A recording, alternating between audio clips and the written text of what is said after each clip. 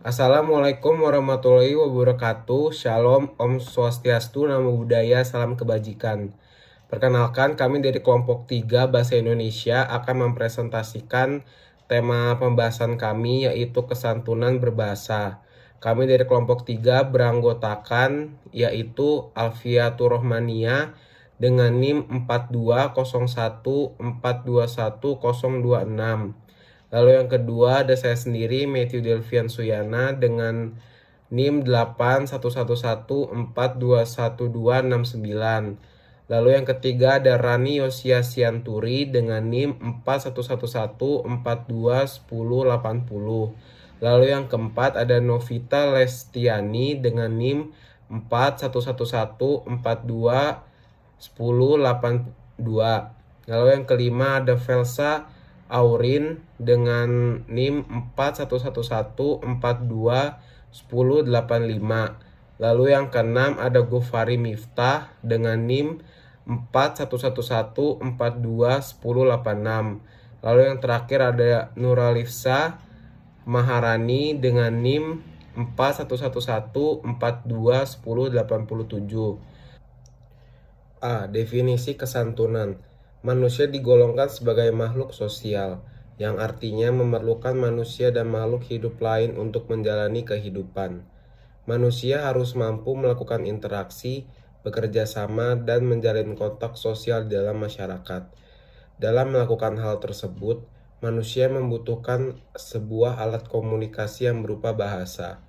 Ketika manusia berkomunikasi dengan manusia lain, hendaknya memiliki tata kebahasaan yang santun untuk tetap menciptakan keharmonisan antar manusia. Dalam KBBI edisi ketiga tahun 1990 dijelaskan yang dimaksud dengan kesantunan adalah kehalusan dan baik atau budi bahasanya dan tingkah lakunya. Kesantunan atau politeness, kesopan santunan atau etiket adalah tata cara, adat atau kebiasaan yang berlaku dalam masyarakat.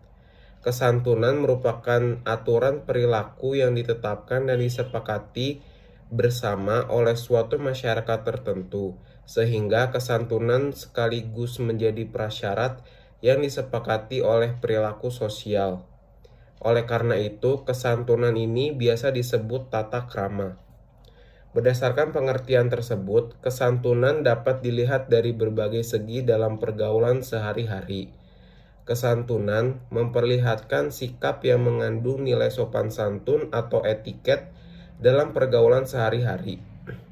Ketika orang dikatakan santun, dalam diri seorang itu tergambar nilai sopan santun atau nilai etiket yang berlaku secara baik di masyarakat tempat seseorang itu mengambil bagian sebagai anggotanya. Ketika dia dikatakan santun, masyarakat memberikan nilai kepadanya, baik penilaian itu dilakukan secara seketika atau mendadak, maupun secara konvensional, secara panjang dan memakan waktu yang lama. Sudah barang tentu penilaian dalam proses yang panjang ini lebih mengekalkan nilai yang diberikan kepadanya.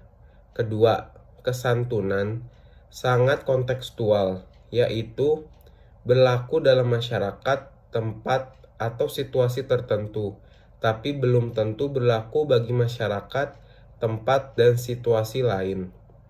Ketika seseorang bertemu dengan teman karib, boleh saja dia menggunakan bahasa yang agak kasar dengan suara keras, tetapi hal itu tidak santun apabila ditunjukkan kepada tamu atau seseorang yang baru saja dikenal.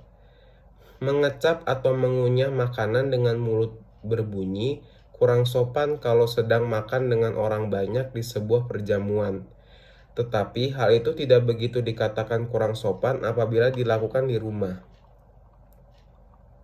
B. Kesantunan berbahasa. Kesantunan berbahasa menurut Rahardi, penelitian kesantunan mengkaji penggunaan bahasa atau language use dalam suatu masyarakat bahasa tertentu. Masyarakat tutur yang dimaksud adalah masyarakat dengan aneka latar belakang, situasi sosial, dan budaya yang mewadahinya. Adapun yang dikaji di dalam penelitian kesantunan adalah segi, maksud, dan fungsi tuturan. Fraser melalui Rahardi tahun 2005 halaman 38-40 menyebutkan bahwa sedikitnya terdapat 4 pandangan yang digunakan untuk mengkaji masalah kesantunan dalam bertutur. Yang pertama, pandangan kesantunan yang berkaitan dengan norma-norma sosial atau the social norm view. Dalam pandangan ini, kesantunan dalam bertutur ditentukan berdasarkan norma-norma sosial dan kultural yang ada dan berlaku di masyarakat bahasa itu. Santun dalam bertutur ini disejajarkan dengan etiket berbahasa atau language etiquette. 2. Pandangan yang melihat kesantunan sebuah maksim percakapan atau konvensional maksim dan sebagai sebuah upaya penyelamatan muka atau face saving. Pandangan kesantunan sebagai maksim percakapan menganggap prinsip kesantunan atau politeness principle hanyalah sebagai perlengkap prinsip kerjasama atau cooperative principle. Yang ketiga, pandangan ini melihat kesantunan sebagai tindakan untuk memenuhi persyaratan terpenuhinya sebuah kontrak percakapan atau conversational contract. Jadi, bertindak santun itu sejajar dengan bertutur yang penuh pertimbangan etiket berbahasa. 4. Pandangan kesantunan yang keempat berkaitan dengan penelitian sosial linguistik. Dalam pandangan ini, kesantunan dipandang sebagai sebuah indeks sosial atau social indexing.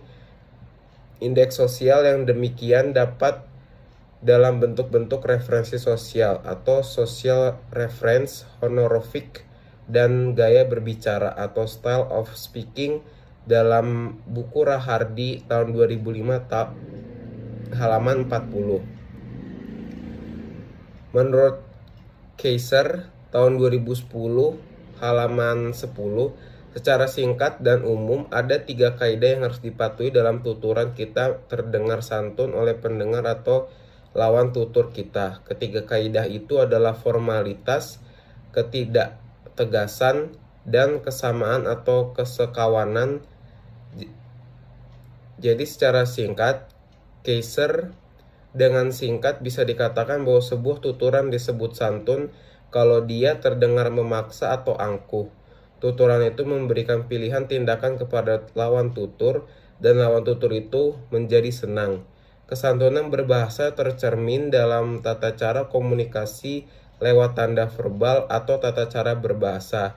Ketika berkomunikasi, kita tunduk pada norma-norma budaya. Tidak hanya sekedar menyampaikan ide yang kita pikirkan. Tata cara berbahasa harus sesuai dengan unsur-unsur budaya yang ada di dalam masyarakat tempat hidup dan dipergunakannya suatu bahasa dalam berkomunikasi. Apabila tata cara berbahasa seseorang tidak sesuai dengan norma-norma budaya, maka ia akan mendapat nilai negatif, misalnya dituduh sebagai orang yang sombong, angkuh, acuh, dan egois. Selanjutnya ada prinsip kesantunan berbahasa. Prinsip kesantunan berbahasa yang dikemukakan oleh Leach pada bukunya halaman 206-207 tahun 1993 yakni sebagai berikut. Yang pertama ada maksim kebijaksanaan. Rahardi mengungkapkan gagasan dasar maksim kebijaksanaan dalam prinsip kesantunan adalah bahwa para peserta pertuturan hendaknya berpegang pada prinsip untuk selalu mengurangi keuntungan dirinya sendiri dan memaksimalkan keuntungan pihak lain dalam kegiatan bertutur. Orang bertutur yang berpegang dan melaksanakan maksim kebijaksanaan akan dapat dikatakan sebagai orang santun. Wijana pun menambahkan bahwa semakin panjang tuturan seseorang, semakin besar pula keinginan orang itu untuk bersikap sopan kepada lawan bicaranya. Demikian pula, tuturan yang diutarakan secara tidak langsung lazimnya lebih sopan dibandingkan dengan tuturan yang diutarakan secara langsung. Dalam maksim kebijaksanaan ini, Leach menggunakan istilah maksim kearifan. Contoh dari maksim kebijaksanaan ini adalah percakapan berikut. Tuan rumah, Silahkan makan saja dulu, Nak. Tadi kami semua sudah mendahului. Tamu. Wah, saya jadi tidak enak, Bu. Informasi indeksial. Dituturkan oleh seorang ibu kepada seorang anak muda yang sedang bertamu di rumah ibu tersebut. Pada saat itu, ia harus berada di rumah ibu tersebut sampai malam karena hujan sangat deras dan tidak segera reda. Dalam tuturan di atas, tampak dengan jelas bahwa apa yang dituturkan si tuan rumah sungguh memaksimalkan keuntungan bagi sang tamu. Lazimnya, tuturan semacam itu ditemukan dalam keluarga pada masyarakat tutur desa. Orang desa biasanya sangat menghargai tamu, baik tamu yang datang secara kebetulan maupun tamu yang sudah direncanakan terlebih dahulu kedatangannya. Yang kedua ada maksim kedermawanan. Menurut Leach, maksud dari maksim kedermawanan ini adalah buatlah keuntungan diri sendiri sekecil mungkin dan buatlah kerugian diri sendiri sebesar mungkin. Rahardi mengatakan bahwa dengan maksim kedermawanan atau maksim kemurahan hati, para peserta pertuturan diharapkan dapat menghargai orang lain. Penghormatan terhadap orang lain akan terjadi apabila orang dapat mengurangi keuntungan bagi dirinya sendiri dan memaksimalkan keuntungan bagi pihak lain. Charles menggunakan istilah maksim penerimaan untuk maksim kedermawanan Leach. Rahardi dalam bukunya halaman 62 tahun 2005 memberikan contoh sebagai berikut. Anak kos, mari saya cucikan baju kotormu, pakaianku tidak banyak kok yang kotor. Anak kos B, tidak usah mbak, nanti siang saya akan mencuci juga kok. Informasi indeksial. Tuturan ini merupakan cuplikan pembicaraan antara anak kos pada sebuah rumah di kos di Yogyakarta. Anak yang satu berhubungan demikian erat dengan anak yang satunya. Dari tuturan yang disampaikan si A di atas, dapat dilihat dengan jelas bahwa ia berusaha memaksimalkan keuntungan pihak lain dengan cara menambahkan beban bagi dirinya sendiri. Orang yang tidak suka membantu orang lain, apalagi tidak pernah bekerja bersama dengan orang lain, akan dapat dikatakan tidak sopan dan biasanya tidak akan mendapatkan banyak teman di dalam pergaulan keseharian hidupnya. Yang ketiga ada maksim penghargaan. Menurut Wijana dalam bukunya halaman 57 tahun 1906, maksim penghargaan ini diutarakan dengan kalimat ekspresif dan kalimat asertif. Nadar dalam bukunya halaman 30 tahun 2009 memberikan contoh tuturan ekspresif yakni mengucapkan selamat, mengucapkan terima kasih, memuji, dan mengungkapkan bela sungkawa. Dalam maksim ini, menuntut setiap peserta pertuturan untuk memaksimalkan rasa hormat kepada orang lain dan meminimalkan rasa tidak hormat kepada orang lain. Rahardi dalam bukunya halaman 63 tahun 2005 menambahkan, dalam maksim penghargaan dijelaskan bahwa orang akan dapat dianggap santun apabila dalam bertutur selalu berusaha memberikan penghargaan kepada pihak lain. Dengan maksim ini diharapkan agar para peserta pertuturan tidak saling mengejek, saling mencaci, atau saling merendahkan pihak lain. Dalam maksim ini, Charles menggunakan istilah lain yakni maksim kemurahan. Contoh dari maksim penghargaan ini adalah dosen A. Pak, aku tadi sudah memulai perkuliahan perdana untuk kelas bisnis Inggris. Dosen B. Oh iya, tadi aku dengar bahasa Inggrismu jelas sekali dari sini. Informasi indeksial. Dituturkan oleh seorang dosen kepada temannya yang juga seorang dosen dalam ruang kerja dosen pada sebuah perguruan tinggi. Pemberitahuan yang disampaikan dosen A terhadap rekannya dosen B pada contoh di atas ditanggapi dengan sangat baik bahkan disertai pujian atau penghargaan oleh dosen B. Dengan demikian dapat dikatakan bahwa di dalam pertuturan itu dosen B berperilaku santun. Berikutnya yang keempat ada maksim kesederhanaan. Rahardi dalam bukunya halaman 63 tahun 2005 mengatakan bahwa di dalam maksim kesederhanaan atau maksim kerendahan hati, peserta tutur diharapkan dapat bersikap rendah hati dengan cara mengurangi pujian terhadap dirinya sendiri. Dalam masyarakat bahasa dan budaya Indonesia, kesederhanaan dan kerendahan hati banyak digunakan sebagai parameter penilaian kesantunan seseorang. Wijana dalam bukunya halaman 58 tahun 1996 mengatakan maksim kerendahan hati ini diungkapkan dengan kalimat ekspresif dan asertif. Bila maksim kemurahan dan penghargaan berpusat pada orang lain, maksim kerendahan hati berpusat pada diri sendiri. Maksim ini menuntut setiap peserta pertuturan untuk memaksimalkan ketidakhormatan pada diri sendiri dan meminimalkan rasa hormat kepada diri sendiri. Contoh dari maksim kesederhanaan ini adalah Sekretaris A. Dik, nanti rapatnya dibuka dengan doa dulu ya. Sekretaris B. Iya mbak, tapi saya jelek loh. Informasi indeksial dituturkan oleh seorang sekretaris kepada sekretaris lain yang masih junior pada saat mereka bersama-sama bekerja di ruang bekerja. Dari tuturan sekretaris B di atas dapat terlihat bahwa ia bersikap rendah hati dan mengurangi pujian untuk dirinya sendiri. Dengan demikian, tuturan tersebut terasa santun. Selanjutnya, yang kelima ada maksim permufakatan. Menurut Rahardi dalam bukunya halaman 64 tahun 2005, dalam maksim ini ditekankan agar para peserta tutur dapat saling membina kecocokan atau kemufakatan di dalam kegiatan bertutur. Apabila terdapat kemufakatan atau kecocokan di antara diri penutur dan mitra tutur dalam kegiatan bertutur, masing-masing dari mereka akan dapat dikatakan sebagai santun. Wijana dalam bukunya halaman 59 tahun 1996 menggunakan istilah maksim kecocokan dalam maksim permufakatan ini. Maksim kecocokan ini diungkapkan dengan kalimat ekspresif dan asertif. Maksim kecocokan menggariskan bahwa setiap penutur dan lawan tutur untuk memaksimalkan kecocokan di antara mereka dan meminimalkan ketidakcocokan di antara mereka. Contoh dari maksim kecocokan ini adalah Noni. Nanti malam kita makan bersama ya Yun? Yuyun.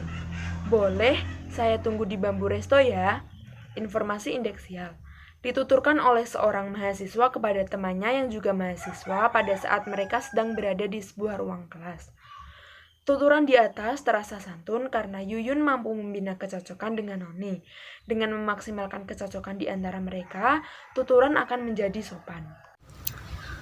Saya, Alfiatur Romania, akan melanjutkan presentasi dari teman saya mengenai prinsip kesantunan bahasa yang dikutip dari Lenz, yaitu tentang maksim kesimpatian. Lenz pada tahun 1993 pada halaman 207 mengatakan di dalam maksim ini diharapkan agar para peserta tutur dapat memaksimalkan sikap simpati antara pihak yang satu dengan pihak lainnya. Sikap antipati terhadap salah seorang peserta tutur akan dianggap sebagai tindakan tidak santun. Orang yang bersikap antipati terhadap orang lain, apalagi sampai bersikap sinis terhadap orang lain atau pihak lain, akan dianggap sebagai orang yang tidak tahu sopan santun di dalam masyarakat. Rahardi pada tahun 2005, halaman 65. Menurut Wijana pada tahun 1996, pada halaman 60, jika lawan tutur mendapatkan kesuksesan atau kebahagiaan, penutur wajib memberikan ucapan selamat. Bila lawan tutur mendapat kesusahan atau musibah, penutur layak turut berduka atau mengutarakan ucapan bela sungkawa sebagai tanda kesimpatian. Sebagai contohnya, Ani, Tut, nenekku meninggal. Kemudian respon Tuti adalah innalillahi wa inna ilaihi raji'un, ikut berduka cita. Informasi indeksial dituturkan oleh seorang karyawan kepada karyawan lain yang sudah berhubungan erat pada saat mereka berada di ruang kerja mereka. Rahardi pada tahun 2005 pada halaman 66. Dari tuturan di atas, terlihat Tuti menunjukkan rasa simpatinya kepada Ani. Orang yang mampu memaksimalkan rasa simpatinya kepada orang lain akan dianggap sebagai orang yang santun. Materi berikutnya adalah ciri kesantunan berbahasa. Kesantunan berbahasa seseorang dapat diukur dengan beberapa jenis skala kesantunan. Cher pada tahun 2010 pada halaman 63 menyatakan bahwa yang dimaksud dengan skala kesantunan adalah peringkat kesantunan, mulai dari yang tidak santun sampai dengan yang paling santun. Rahardi pada tahun 2005 halaman 66-67 menyebutkan bahwa sedikitnya terdapat 3 macam skala pengukur peringkat kesantunan yang sampai saat ini banyak digunakan sebagai dasar acuan dalam penelitian kesantunan. Dalam model kesantunan Leach, setiap maksimum interpersonal itu dapat dimanfaatkan untuk menentukan peringkat kesantunan sebuah tuturan. Rahardi pada tahun 2005 halaman 66 menyatakan bahwa skala kesantunan Leach dibagi menjadi 5. Yang pertama, cost-benefit scale atau skala kerugian dan keuntungan, menunjuk kepada besar kecilnya kerugian dan keuntungan yang diakibatkan oleh sebuah tindakan tutur pada sebuah petuturan. Semakin tuturan tersebut merugikan diri penutur, akan semakin dianggap santunlah tuturan itu. Demikian sebaliknya, semakin tuturan itu menguntungkan diri penutur, akan semakin dianggap tidak santunlah tuturan itu. Rahardi pada tahun 2005 halaman 67. Yang kedua adalah optionality scale atau skala pilihan, menunjuk kepada banyak atau sedikitnya pilihan, bahasa Inggrisnya option, yang disampaikan si penutur kepada si mitra tutur di dalam kegiatan bertutur. Semakin pertuturan itu memungkinkan penutur atau mitra tutur menentukan pilihan yang banyak dan leluasa, akan dianggap semakin santunlah tuturan itu. Sebaliknya, apabila pertuturan itu sama sekali tidak memberikan kemungkinan memilih bagi si penutur dan si mitra tutur, tuturan tersebut dianggap tidak santun. Rahardi pada tahun 2005 halaman 67. Yang ketiga adalah indirectness scale atau skala ketidaklangsungan, menunjuk kepada peringkat langsung atau tidak langsungnya maksud sebuah tuturan. Semakin tuturan itu bersifat langsung, akan dianggap semakin tidak santunlah tuturan itu. Demikian sebaliknya, semakin tidak langsung maksud sebuah tuturan, akan dianggap semakin santunlah tuturan itu. Rahardi pada tahun 2005 halaman 67. Yang keempat adalah authority scale atau skala keautoritasan, menunjuk kepada hubungan status sosial antara penutur dan mitra tutur yang terlibat dalam pertuturan. Semakin jauh jarak peringkat sosial atau rank rating akan antara penutur dan dengan mitra tutur, tuturan yang digunakan akan cenderung menjadi semakin santun. Sebaliknya, semakin dekat jarak peringkat status sosial di antara keduanya, akan cenderung berkuranglah peringkat kesantunan tuturan yang digunakan dalam bertutur itu. Rahardi pada tahun 2005 halaman 67.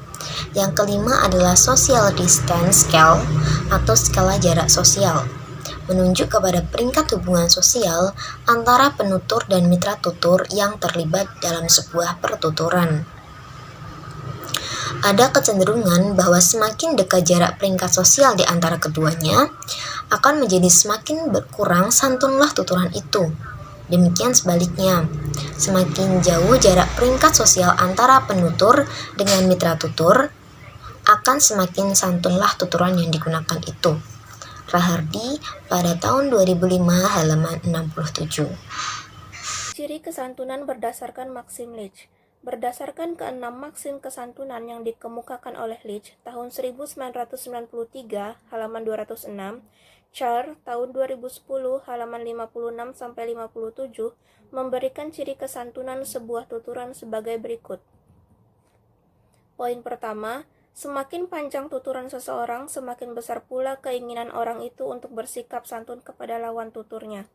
Yang kedua, tuturan yang diutarakan secara tidak langsung lebih santun dibandingkan dengan tuturan yang diutarakan secara langsung. Yang ketiga, memerintah dengan kalimat berita atau kalimat tanya dipandang lebih santun dibandingkan dengan kalimat perintah atau imperatif. Zamzani dan kawan-kawan tahun 2010 halaman 20 merumuskan beberapa ciri tuturan yang baik berdasarkan prinsip kesantunan Leach, yakni sebagai berikut. Pertama, tuturan yang menguntungkan orang lain. Yang kedua, tuturan yang meminimalkan keuntungan bagi diri sendiri. Yang ketiga, tuturan yang menghormati orang lain. Yang keempat, tuturan yang merendahkan hati sendiri. Yang kelima, tuturan yang memaksimalkan kecocokan tuturan dengan orang lain. Keenam, tuturan yang memaksimalkan rasa simpati pada orang lain. Adapun indikator pemakaian bahasa yang santun, sebuah indikator diperlukan untuk dapat menjadi tolak ukur pencapaian suatu hal yang akan dinilai. Indikator kesantunan adalah penanda yang dapat dijadikan penentu apakah pemakaian bahasa Indonesia si penutur itu santun ataukah tidak. Indikator-indikator diperlukan untuk mengukur kesantunan sebuah tuturan, khususnya diksi. Pranowo tahun 2009, halaman 104, memberikan saran agar tuturan dapat mencerminkan rasa santun, yakni sebagai berikut. Pertama, gunakan kata tolong untuk meminta bantuan pada orang lain. Kita sering terlupa bahwa meminta bantuan dapat dilakukan dengan cara-cara yang lebih santun dan enak didengar. Mudah saja, cukup dengan menambahkan kata tolong, maka semua terdengar lebih baik. Contohnya, tolong ambilkan sepatu itu. Kedua, gunakan kata maaf untuk tuturan yang diperkirakan akan menyinggung perasaan orang lain. Dengan menggunakan kata maaf, kita jadi lebih mengerti bahwa selain perasaan kita sendiri, ada perasaan orang lain yang berhak dihargai. Jangan pernah menuntut lebih kepada orang lain untuk menghargai kita jika kita belum mau belajar menghargai orang lain. Contohnya, mohon maaf sebelumnya, apakah benar Anda adalah seorang anak petani? Ketiga, gunakan kata terima kasih sebagai bentuk penghormatan atas kebaikan orang lain. Bentuk penghargaan atas upaya seseorang itu tidak harus berbentuk medali, piala, lencana emas, apalagi uang. Hal paling sederhana, murah, dan mudah yang dapat kita lakukan adalah mengucapkan terima kasih. Sekecil apapun bantuan yang telah ia berikan, hal itu tentu sangat membantu kita di kala kesulitan. Oleh karena itu, jangan lupa untuk selalu mengucapkan terima kasih. Contohnya, terima kasih untuk Mas atau Mbak atas kehadirannya. Keempat, gunakan kata berkenan untuk meminta kesediaan orang lain melakukan sesuatu. Dengan menggunakan kata berkenan, tuturan akan lebih santun dibandingkan dengan tidak menggunakan. Contohnya, apakah Bapak berkenan untuk menghadiri acara ini? Berbeda dengan apakah Bapak mau untuk menghadiri acara ini? Kelima, gunakan kata beliau untuk menyebut orang ketiga yang dihormati. Kata beliau adalah kata ganti orang ketiga, seperti halnya dia atau ia. Namun, kata beliau merupakan sebutan kehormatan untuk kata ganti orang ketiga yang dihormati. Contohnya, B.J. Habibie adalah salah satu tokoh Indonesia yang paling berpengaruh. Beliau banyak menciptakan karya yang membuatnya dikenal hingga ke luar negeri. Keenam, gunakan kata bapak atau ibu untuk menyapa orang ketiga yang dituakan atau mempunyai jabatan. Penggunaan kata sapaan sangat terikat pada kesantunan. Dalam menjaga kesantunan berbahasa, kita memang harus memperhatikan kepada siapa kita bertutur, kepada orang yang lebih tua atau lebih tinggi jabatannya. Digunakan kata bapak atau ibu. Contohnya, kepada Ibu Susi dipersilakan menyampaikan sambutannya. Kemudian indikator kesantunan menurut Delhaimes tahun 1978. Poin A, setting and scene, waktu dan tempat berlangsungnya komunikasi. Poin B, partisipan, pihak-pihak yang terlibat dalam pertuturan. Poin C, ends, maksud dan tujuan pertuturan. Poin D, sequence, bentuk dan isi ujaran.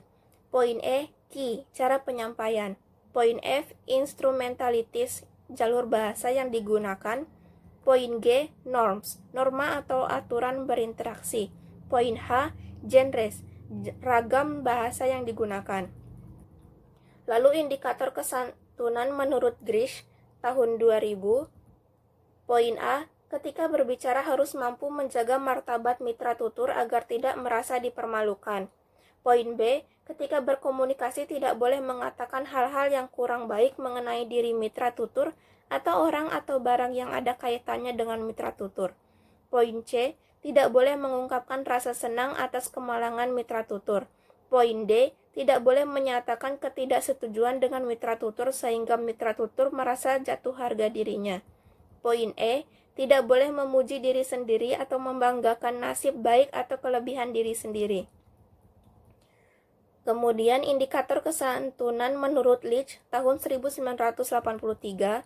Poin A, tuturan dapat memberikan keuntungan kepada mitra tutur, yaitu maksim kebijaksanaan. Poin B, tuturan lebih baik menimbulkan kerugian pada penutur, yaitu maksim kedermawanan. Poin C, Tuturan dapat memberikan pujian kepada mitra tutur, yaitu maksim pujian. Poin D, tuturan tidak memuji diri sendiri, yaitu maksim kerendahan hati.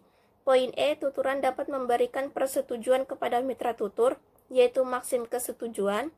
Poin F, tuturan dapat mengungkapkan rasa simpati terhadap yang dialami oleh mitra tutur, yaitu maksim simpati. Poin G, tuturan dapat mengungkapkan sebanyak-banyaknya rasa senang pada mitra tutur, yaitu maksim pertimbangan. Salah satu faktor penentu bentuk kesantunan yaitu penggunaan pilihan kata atau diksi yang tepat sesuai dengan peristiwa, tutur, dan lawan tutur. Contoh penggunaan pilihan kata atau diksi yang tepat dapat kita lihat pada contoh berikut. Dalam situasi resmi, pimpinan sidang.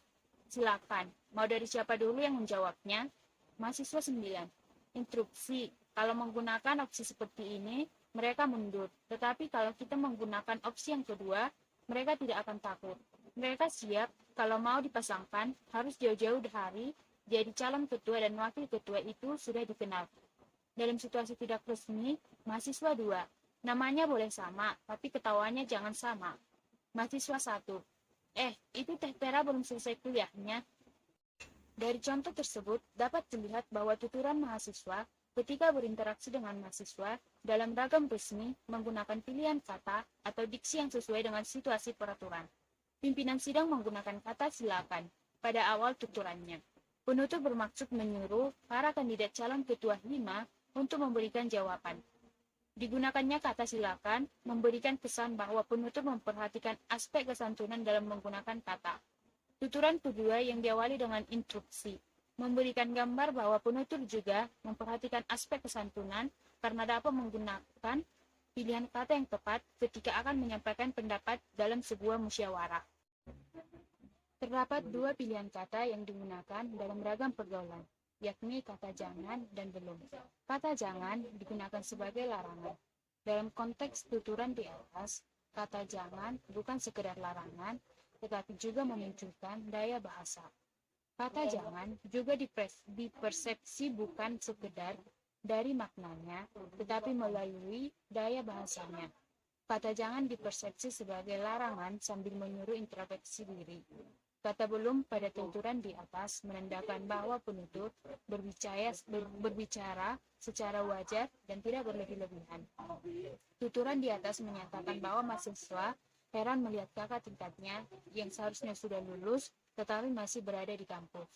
Tuturan dengan menggunakan kata belum dapat dikatakan santun karena penutur berbicara dengan tidak berlebih-lebihan dan tidak ada motivasi untuk menyinggung perasaan orang lain. Ciri-ciri diksi yang baik. 1. Ketepatan. Ketepatan adalah kemampuan seseorang menentukan kata mewakili gagasan yang akan disampaikan dalam satu kalimat atau kata yang tidak menimbulkan kerancauan makna. 2. Kecermatan. Kecermatan adalah kemampuan memilih kata yang diperlukan untuk mengungkapkan gagasan, pikiran, dan perasaan. Contohnya, para hadirin dimohon berdiri. 3. Keserasian. Keserasian adalah kemampuan menggunakan kata sesuai dengan konteks atau situasi pemakaiannya. Contohnya, saya berharap Bapak memberi izin kepada kami. Faktor penentu bentuk kesantunan yang lainnya yaitu intonasi. Intonasi tuturan merupakan gambaran dari suasana hati penuturnya. Faktor intonasi sangat mempengaruhi kesan lawan tutur terhadap sebuah tuturan.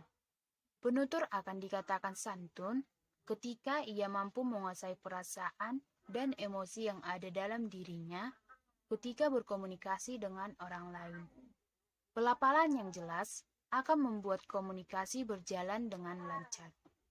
Begitupun nada tuturan harus sesuai dengan topik pembicaraan, lawan tutur, jarak, serta situasi. Penutur yang berbicara dengan nada keras, padahal lawan tuturnya berada pada jarak yang dekat, akan memberikan kesan bahwa penutur tidak dapat berbicara dengan santun. Sebaliknya, jika penutur berbicara dengan nada lemah lembut pada lawan tutur yang berada pada jarak yang dekat dengannya, maka ia akan dikatakan penutur yang santun. Struktur kalimat. Penggunaan struktur kalimat yang benar mempengaruhi penilaian lawan tutur terhadap sebuah tuturan. Penutur hendaknya menggunakan struktur kalimat yang baik, yang dapat dipahami dan diterima dengan mudah tanpa menyinggung perasaan lawan tutur. Contohnya, dalam ragam resmi, mahasiswa 1, selamat kepada Ketua Hima yang baru dan DPM yang baru terpilih, semoga dalam program kerja dan nanti setelah dilantik, membuat rancangan dan program kerja realistis, kemudian bisa diaplikasikan dengan semaksimal mungkin, dengan rekan-rekannya lebih kompak lagi dan semangat. Hidup mahasiswa. Dalam ragam pergaulan. Mahasiswa 2, aku juga sekarang baru mau minta surat izin peminjaman skripsi.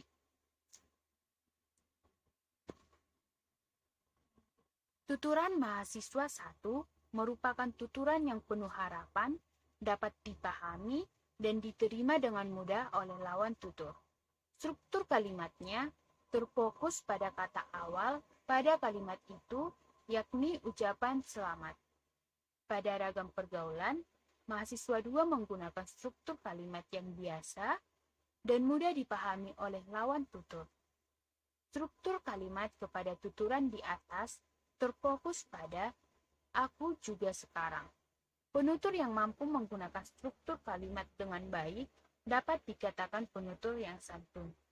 Bentuk kesantunan berbahasa yang lain yakni bentuk kesantunan pragmatis. Bentuk kesantunan pragmatis yaitu cara atau gaya bahasa yang digunakan dalam tuturan. Perkenalkan, saya Felza Aurin Ikhlas. Saya akan melanjutkan materi tentang kesantunan berdiskusi. Menurut Dharma, diskusi merupakan suatu kegiatan interaksi bertukar pendapat yang melibatkan dua orang atau lebih. Sejalan dengan pendapat di atas, maka menurut KBBI edisi ketiga, diskusi adalah pertemuan ilmiah yang membahas suatu masalah. Dalam kegiatan pembelajaran diperlukan metode diskusi untuk memecahkan suatu permasalahan. Killer menyatakan bahwa tujuan utama metode ini adalah untuk memecahkan suatu permasalahan, menjawab pertanyaan, menambah dan memahami pengetahuan siswa, serta untuk membuat suatu keputusan. Dalam kegiatan berdiskusi diperlukan cara dan pemakaian bahasa yang santun agar terjalin komunikasi yang baik antara penutur dan lawan tutur. Berikut adalah pemakaian bahasa yang santun yang diungkapkan Pranowo yang dapat digunakan dalam kegiatan berdiskusi. Yang pertama, penutur berbicara wajar dengan akal sehat. Bertutur secara santun tidak perlu dibuat-buat, tetapi sejauh penutur berbicara secara wajar dengan akal sehat, tuturan akan terasa santun. Dengan kesederhanaan tuturan, penutur sebenarnya memiliki peranggapan bahwa mitra tutur sudah banyak memahami apa yang dimaksud oleh penutur.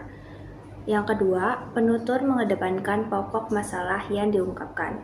Penutur hendaknya selalu mengedepankan pokok masalah yang diungkapkan. Kalimat tidak perlu berputar-putar agar pokok masalah tidak kabur. Jadi, hal-hal yang didiskusikan tidak melebar jauh dari pokok masalah. Yang ketiga, penutur selalu berprasangka baik kepada mitra tutur. Menurut Pranowo, komunikasi akan selalu berkadar santun jika penutur selalu berprasangka baik kepada mitra tutur. Jika penutur berprasangka buruk pada mitra tutur, tidak akan terjadi kecocokan pendapat dan komunikasi menjadi tidak menyenangkan. Yang keempat, penutur bersikap terbuka dan menyampaikan kritik secara umum. Komunikasi akan terasa santun jika penutur berbicara secara terbuka dan seandainya menyampaikan kritik disampaikan secara umum, tidak ditujukan secara khusus pada person tertentu.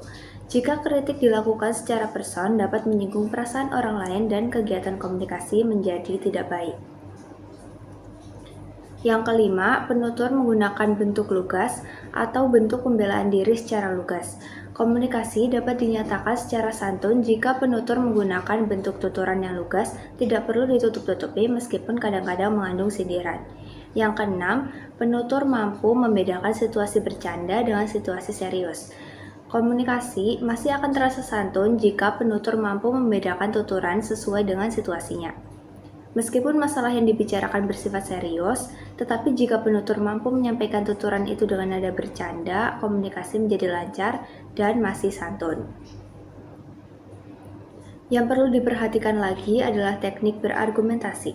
Berargumentasi dalam diskusi tidak lepas dari 3 hal, yaitu penyampaian gagasan atau pendapat oleh penyaji, penyampaian sanggahan oleh peserta, dan menyampaikan dukungan juga oleh peserta.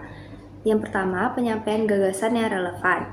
Penyampaian gagasan dinyatakan relevan jika tidak lepas dari upaya-upaya pemecahan masalah yang didiskusikan. Namun demikian, masalah sering perlu diletakkan dalam satu kerangka berpikir atau latar belakang sehingga masalah tersebut menjadi bernilai untuk dipecahkan. Pemecahan masalah akan mendasar kalau dilandasi pengetahuan yang mendalam tentang hakikat masalah, termasuk sub-sub masalah secara detail. Oleh karena itu, pemecahan masalah seringkali dijelaskan konsekuensi-konsekuensinya, juga tentang langkah-langkah implementasinya agar tidak menimbulkan masalah baru. Selanjutnya, menanggapi gagasan. Jika kita hendak menanggapi gagasan, kemukakan dengan kalimat yang santun. Caranya adalah awali dengan kata maaf yang diikuti ucapan kekurang setujuan terhadap pendapat mitra pembicara. Kemukakan alasan yang logis, tunjukkan letak kekurang tepatan pendapat itu atau diberikan saran atau usul penyempurnaan pendapat tersebut. Kemudian, sampaikan penghargaan diikuti kritik, atau bisa juga dilakukan dengan mengemukakan alternatif yang lebih baik tanpa mengkritik sama sekali. Berikutnya, teknik penyimpulan. Teknik penyimpulan bisa dilihat dari cara berpikir atau pola penalarannya.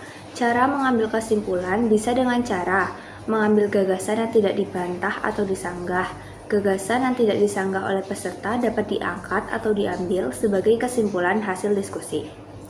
Lalu mengambil suara terbanyak jika suatu gagasan disanggah atau didukung oleh lebih banyak peserta lain, gagasan tersebut dapat diangkat sebagai kesimpulan diskusi. Atau menimbang tingkat kebenaran dari berbagai sudut pandang. Atau bisa juga menggabungkan pendapat-pendapat dua pendapat yang saling bertentangan. Kemudian, di dalam diskusi terdapat ketentuan yang harus dipatuhi. Peraturan itu menyangkut tata krama berdiskusi dan lazimnya disebut santun diskusi. Beberapa hal yang merupakan santun diskusi yakni sebagai berikut. Yang pertama, seorang moderator tidak boleh memihak dan harus bertindak adil pada setiap peserta. Yang kedua, seorang moderator tidak boleh menguasai seluruh jalannya diskusi dan harus memberikan kesempatan yang seluas-luasnya kepada peserta.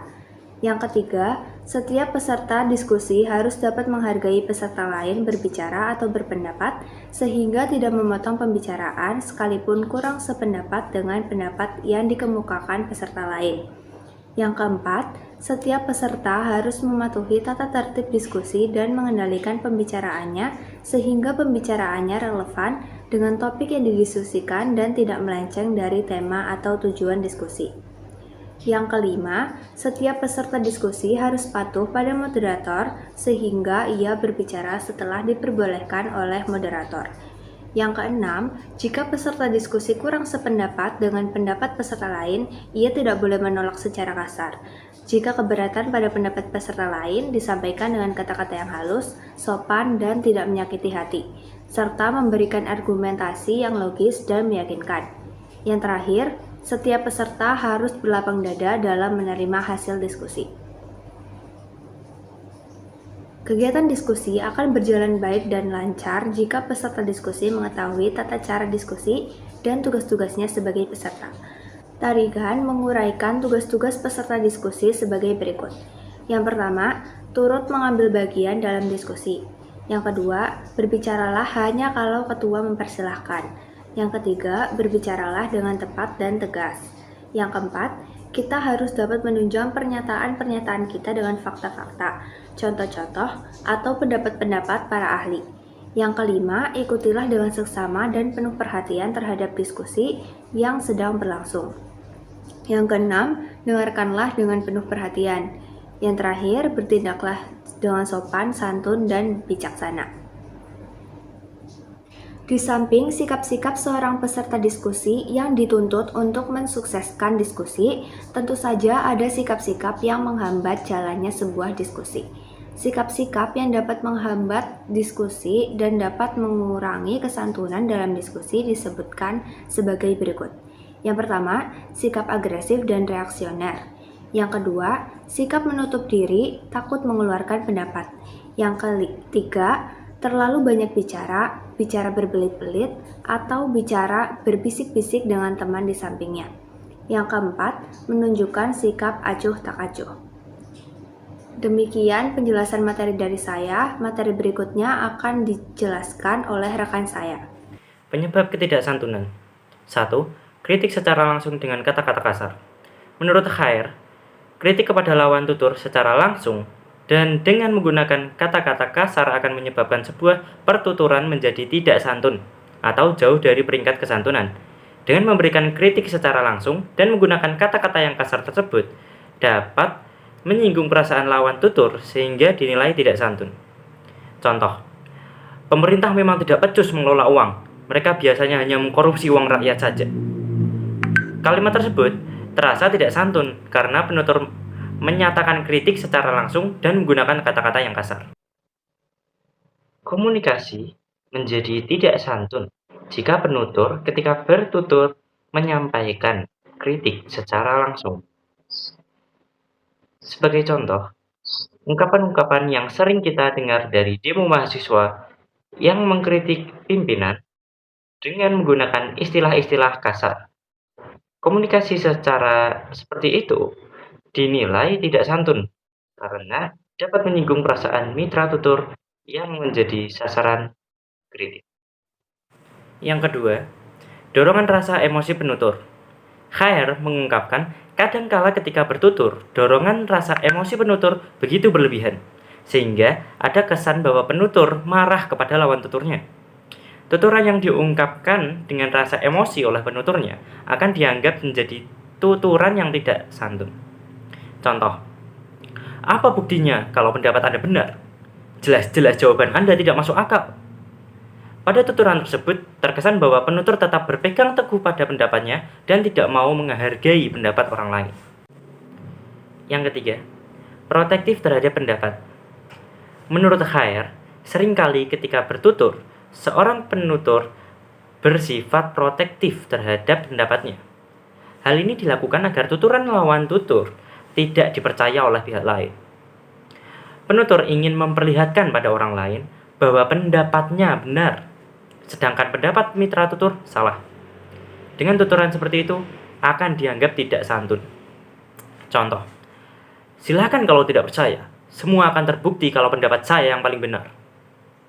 Tuturan tersebut tidak santun karena penutur menyatakan dialah yang benar. Dia memproteksi kebenaran tuturannya, kemudian menyatakan pendapat yang dikemukakan lawan tuturnya salah. Yang selanjutnya, keempat, sengaja menuduh lawan. Khair menyatakan bahwa acap kali penutur menyampaikan tuduhan pada mitra tutur dalam ucapannya.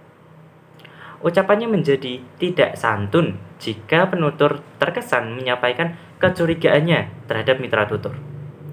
Contoh, hasil penelitian ini sangat lengkap dan bagus. Apakah yakin tidak Anda manipulasi data? Tuturan tersebut tidak santun karena penutur menuduh lawan tutur atas dasar kecurigaan belaka. Jadi, apa yang dituturkan dan juga cara menuturkannya dirasa tidaknya santun. Tuturan menjadi tidak santun jika penutur terkesan menyampaikan kecurigaan terhadap mitra tutur secara langsung. Hal ini dapat dilihat sebagai contoh lain. Begini, kawasan hutan lindung dan konservasi biasanya dialihfungsikan menjadi areal perkebunan, pertambangan, atau hanya diambil kayunya lalu ditelantarkan. Tuturan seperti itu berisi tuduhan penutur kepada mitra tutur atas kecurigaan terhadap yang dilakukan oleh mitra tutur, seperti hanya diambil kayunya lalu ditelantarkan. Tuturan tersebut menjadi tidak santun karena isi tuturan itu tidak didukung dengan bukti yang kuat, tetapi hanya atas dasar kecurigaan. Lalu yang selanjutnya, yang kelima, sengaja memojokkan mitra tutur. Khair mengungkapkan bahwa ada kalanya pertuturan menjadi tidak santun karena penutur dengan sengaja ingin memojokkan lawan tutur dan membuat lawan tutur tidak berdaya. Dengan ini, tuturan yang disampaikan penutur menjadikan lawan tutur tidak dapat melakukan pembelaan. Contoh, katanya sekolah gratis, tetapi mengapa siswa masih diminta membayar iuran sekolah? Pada akhirnya, masih banyak anak-anak yang putus sekolah. Tuturan tersebut terkesan sangat keras karena terlihat keinginan untuk memojokkan lawan tutur. Tuturan seperti itu dinilai tidak santun karena menunjukkan bahwa penutur berbicara kasar dengan nada marah dan rasa jengkel. Contoh lain, mereka sudah buta mata hati nuraninya. Apa mereka tidak sadar kalau BBM naik, harga barang lainnya bakal membumbung. Akibatnya rakyat semakin tersegit. Tuturan itu, penutur ketika bertutur sengaja ingin memojokkan mitra tutur dalam tuturannya itu. Jadi karena memang ada niatan untuk memojokkan mitra tutur secara jelas, berikut ini adalah sumber referensi yang kami gunakan untuk materi presentasi kami. Sekiranya begitu saja presentasi dari kelompok 3 tentang kesantunan bahasa. Jika ada tutur kata yang salah atau materi yang kurang lengkap, kami meminta maaf sebesar-besarnya dan berterima kasih dengan sangat kepada kalian yang menonton video ini hingga akhir.